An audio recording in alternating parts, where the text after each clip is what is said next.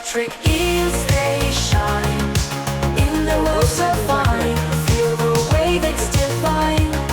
Electric vibes alive. Welcome to Bonampak.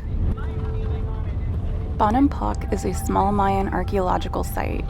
It's located along a tributary of the Usumacinta River in the dense and remote Lacandon jungles of Chiapas, Mexico, still owned and run by the Lacandon Maya, who live in a town nearby. You pay them admission to enter, and they drive you to the archaeological site.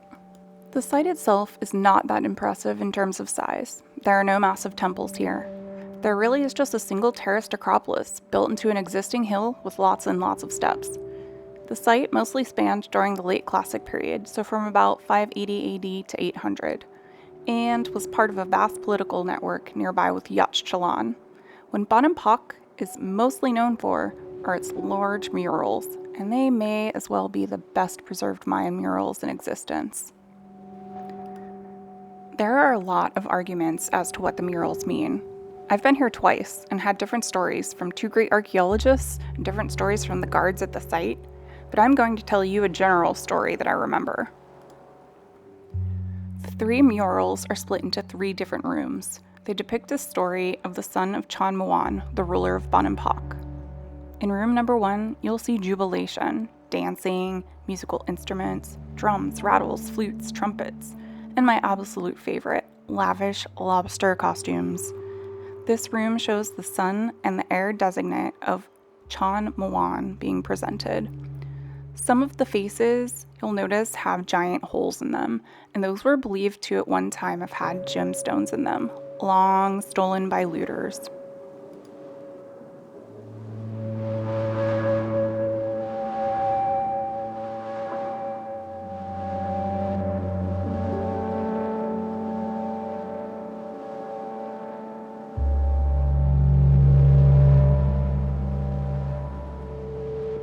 Room number 2 was closed this day, but I was lucky enough to have seen it the last time that I was here. There's violence depicted in this room, a great battle, and there are prisoners. They are not treated well, and this is, of course, in front of the city's elite. Fingernails are being removed, and well, there may be some sacrifice going on. This is the room that dispelled any previous notion that the Maya were peaceful. In room number 3, that war and violence is over. It's time for jubilation. Of course, there's a sacrificial heart being held and bloodletting ceremonies, but joy and dancing have returned. These murals are so important as they give us a glimpse into the musical instruments and weapons that were used. We also get to see ceremonial outfits. We get to see women and children who are often omitted from Mayan art. It's just a different snapshot of history that wouldn't exist without these murals.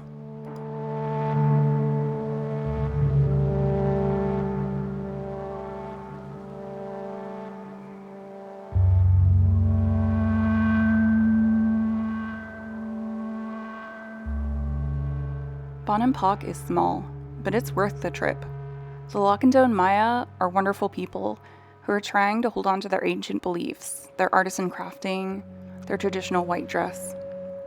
While they mostly live in isolation, the outside world is starting to seep in.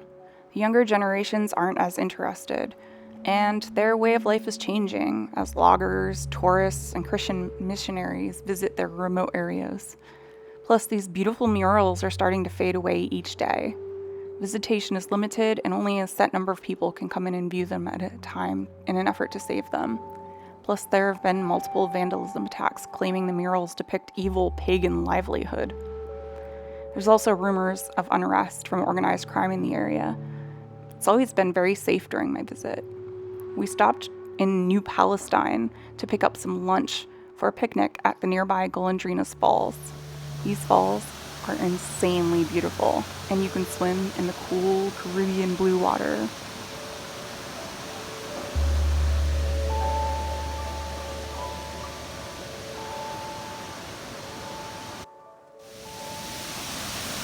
There's a lot more to learn about Bonampak.